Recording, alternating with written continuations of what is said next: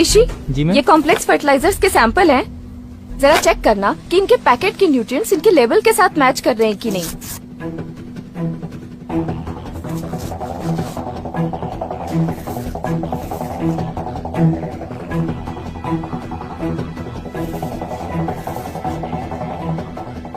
Packets के label अलग अलग हैं, लेकिन मिक्सचर सब में एक ही है।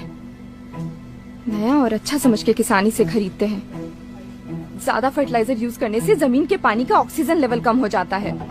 मैम इसका मतलब ये फर्टिलाइजर्स भी एक तरीके से पॉइजन है। ऋषि, ये तीनों चीजें ना एक दूसरे से इंटरलिंक्ड हैं।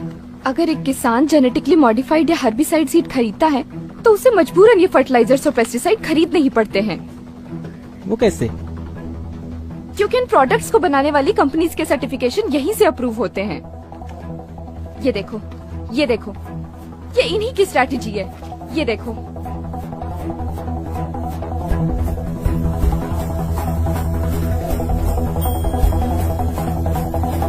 जी सर। फर्टिलाइजर के नए सैंपल्स आने वाले थे, उनका क्या हुआ? सर वो तो एकता मैडम ले गई।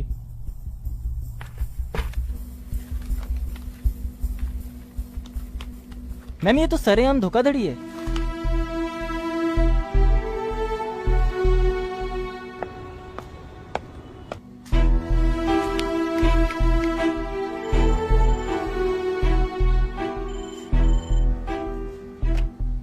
हेलो सर, मैं एग्रीकल्चर डिपार्टमेंट से बात कर रही हूँ। जी बोलिए। सर, हमने 3 दिन पहले आपको सीड और पेस्टिसाइड की रिपोर्ट भेजी थी, वो मिली क्या?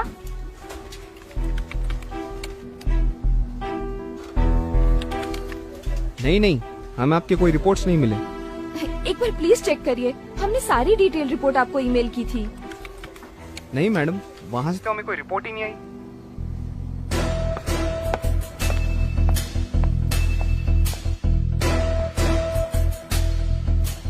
हेलो ऋषि। जी सर। आज शायद तुम्हारी इंटर्नशिप का लास्ट डे है। जी sir. Why don't you go to my cabin and wait for मी?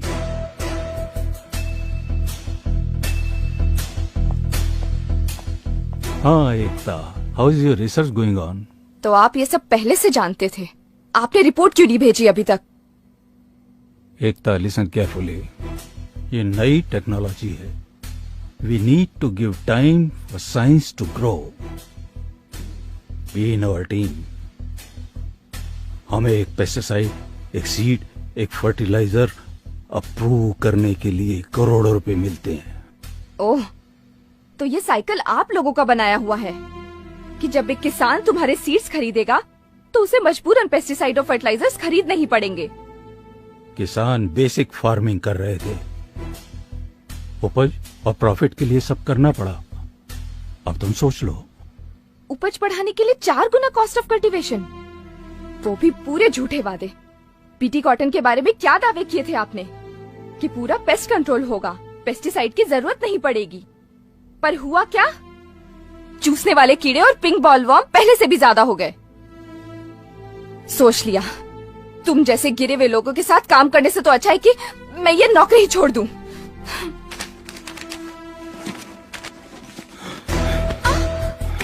मैं देखता हूँ कैसे छोड़ती है नौकरी। मैं तुझे छोड़ के जाने दूंगा तब ना।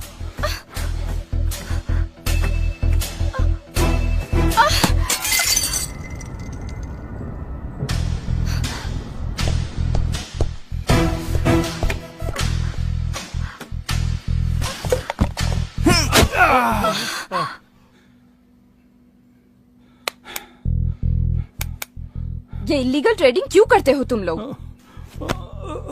मैम ये लोग ऐसे नहीं मानने वाले। इंटरनेशनल प्रेशर होता है। सबसे ज्यादा स्टॉक कहाँ भेजा है? पंजाब में। मैम हमें इनकी सर्टिफिकेशन किसी भी तरीके से रोकनी होगी। ऋषि, एक काम कर, जी मैम। आसपास के गांव में जा, सर्वे कर और पता कर कि ये सीड्स किन जगहों पर गए हैं। जी मैम। लेकिन मैम आप कहाँ जा रहे हो? पंजाब।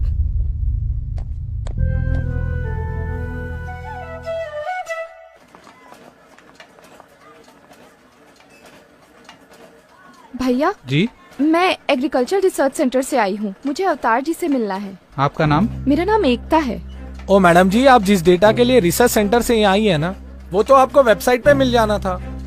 ओ तुसी तो एवे ही आगे जी इतनी दूर। देखिए, मैं समझती हूँ आप क्या कहना चाहते हैं, पर हमारे सेंटर से जो पेस्टिसाइड्स अप्रूव होकर आए हैं, मैं उनके डिटेल्स जानना चाहती हूँ। और उनका क्या, जो पिछले 30 साल से अप्रूव होके आ रहे हैं? मतलब? मैं बताता हूँ, चलिए।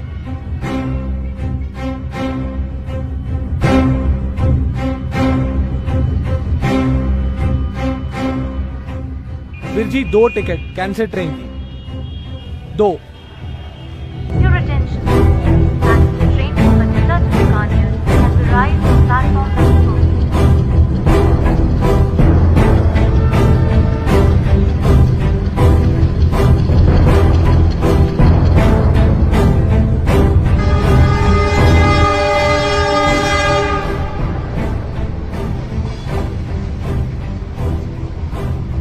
मैडम जी, इस ट्रेन का हर दूसरा बंदा कैंसर का पेशेंट है, आप किथे भी चेक कर लो। और यही ट्रेन है जो बठिंडा से बीकानेर तक जाती है। अब आप इनको ही देख लो।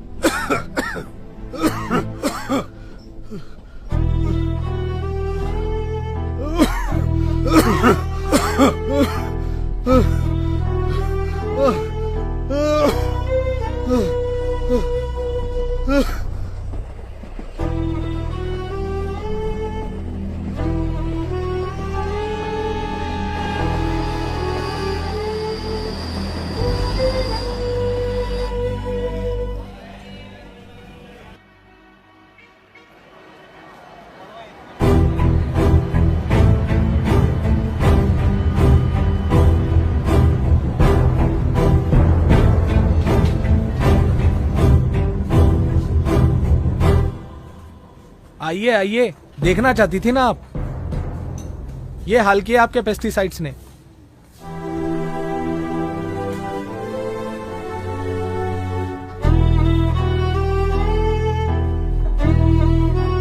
किसी का भी टेस्ट करवा लीजिए मैम आप, खून नहीं पेस्टिसाइड से निकलेगा।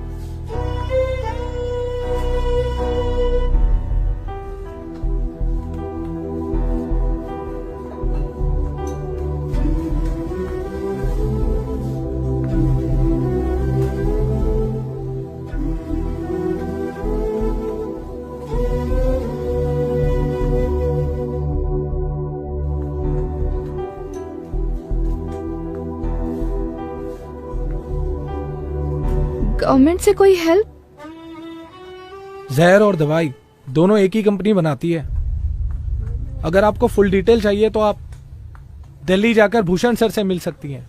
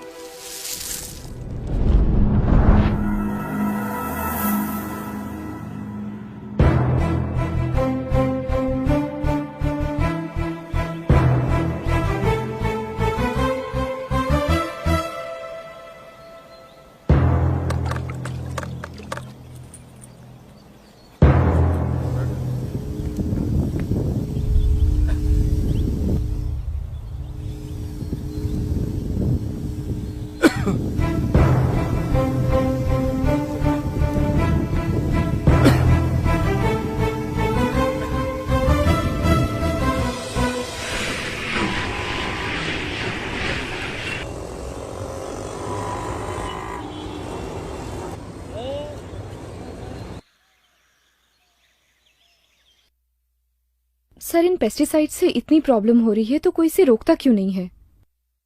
प्रॉफिट बेटा, प्रॉफिट। एकता, हमारे देश में 100 अलग अलग तरह की फसलें उगाई जाती हैं।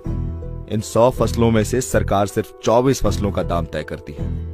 और उन 24 में से 2 फसलें गेहूं और चावल को सरकार किसानों से खरीदती है। गेहूं और चावल के दाम गांव में एक सर्वे टीम को भेजकर किया जाता है। सर्वे टीम किसान से उनकी खेती की लागत के बारे में जानकारी लेती है। किसान अपनी 30% कमाई पेस्टिसाइड, सीड्स और फर्टिलाइजर खरीदने के लिए, 30% लोन पे करने के लिए और बाकी बची कमाई जमीन का किराया भरने में लगाते हैं। किसानों की इस लागत के आधार पर सरकार भाव तय नहीं करती, बल्कि कंज्यूमर की जेब की क्षमता के अनुसार भाव तय किया जाता है। सरकार के इस निर्णय से किसानों को बहुत बड़ा नुकसान होता है और बाकी के 22 फसलों का भाव लोकल ट्रेडर्स तय करते हैं। जब मार्केट में उन 22 फसलों की डिमांड ज्यादा होती है, तब उन्हें गोडाउन में रोक दिया जाता है। डिमांड दोगुनी होने पर ट्रेडर्स उसका फायदा उठाकर फसलों को मनमाने दाम पर बेचते हैं। ट्रेडर्स की इन हरकतों से किसानों को उनकी फसलों का सही दाम नहीं मिल पाता। उदाहरण के तौर पर किसान जब एक फसल को बाजार में बेचने जाता है, तब उसका पहला हिस्सा उसे तैयार करने में जाता है, दूसरा उसकी पैकिंग में, तीसरा ट्रांसपोर्टेशन में, चौथा उस पर टैक्स भरने में, पांचवा मार्केटिंग पर, छठा मिडलमैन को, सातवां होलसेलर को, आठवां रिटेलर और सबसे आखिर में जो हिस्सा बचता है वो मिलता है किसान को। इस नुकसान से बचने के लिए अगर सारे किसान मिलकर अपनी फसलों को सीधे कंज्यूमर को बेचे तो उन्हें सिर्फ पैकिंग, ट्रांसपोर्टेशन का खर्च होगा। इसके अलावा उन्हें सिर्फ रिटेलिंग और उसका टैक्स भरना होगा। इस प्रोसेस में पहले 90% के मुकाबले 50% ही किसान का खर्च होगा और बाकी का 50% किसान को मिल जाएगा। किसान अपनी मर्जी से खेती कर सकता है, लेकिन अपनी मर्जी से बेच नहीं सकता। सर, अथॉरिटी कुछ क्यों नहीं करती? अथॉरिटी?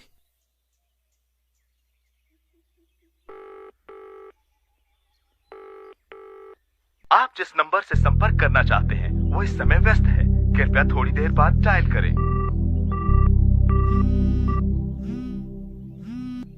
हाँ ऋषि।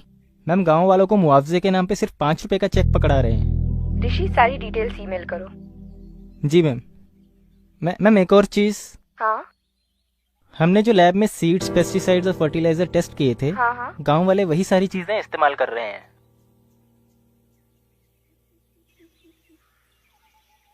Thank you sir. मराठवाड़ा जाओ, सबसे ज्यादा सुसाइड्स वहीं पर हुए हैं।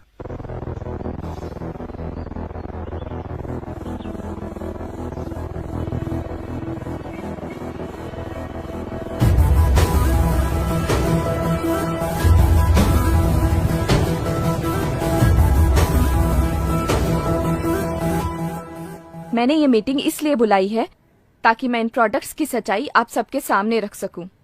ये प्रोडक्ट्स कंपनीज अपने फायदे के लिए इस्तेमाल कर रही है। महंगे होने के साथ साथ इन प्रोडक्ट्स की वजह से एनवायरनमेंट को भी काफी नुकसान हो रहा है। आपको पता है, हर्बिसाइड टॉलरेंट कॉटन कई देशों में बैन है, फिर भी बिना परमिशन के ये सीड्स हमारे किसानों तक पहुंच रहे हैं और इस वजह से कैंसर जैसी कई बीमारियां आए दिन हो रही हैं। मैडम, पिछले 30 साल से ये सारे प्रोडक्ट पूरे देश में इस्तेमाल हो रहे हैं। मैं खुद एक रिसर्च साइंटिस्ट हूँ। मैंने रिसर्च की है। इसकी सारी डिटेल रिपोर्ट इसमें है। ये बीटी सीड्स है। अगर किसान इन्हें बोते हैं तो उन्हें मजबूरन ये पेस्टिसाइड और ये फर्टिलाइजर खरीदने ही पड़ते हैं। ये एक ऐसा चक्रव्यूह है जिसे सीड, पेस्टिसाइड और फर्टिलाइजर की इंडस्ट्री ने मिलकर बनाया है। इसका मतलब आप ये कहना चाहती है कि हमारे किसान इन सारी चीजों की वजह से कर्ज में गिरते हैं? हाँ, ये इतने महंगे हैं कि किसान इन्हें अफोर्ड ही नहीं कर सकते हैं और इसकी वजह से किसानों को कर्ज लेना पड़ता है। अगर किसान ये प्रोडक्ट्स नहीं खरीदेंगे तो कर्ज में नहीं डूबेंगे। और मैं आप सबके माध्यम से इन प्रोडक्ट्स की बिक्री पूरे देश भर में रोकना चाहती हूँ। ये सब तो ठीक है मैडम, पर आप उनको कैसे रोकेंगे जो इनको ब्लैक में बेचते हैं? और मौसम के बदलाव का, उसका क्या करेंगे आप? इसके पीछे कौन है? गवर्नमेंट का रिस्पॉन्सिबिलिटी क्या है? हम कोशिश करेंगे, इस मिट्टी के साथ काम करेंगे, मिलकर रास्ता निकालेंगे। Thank you.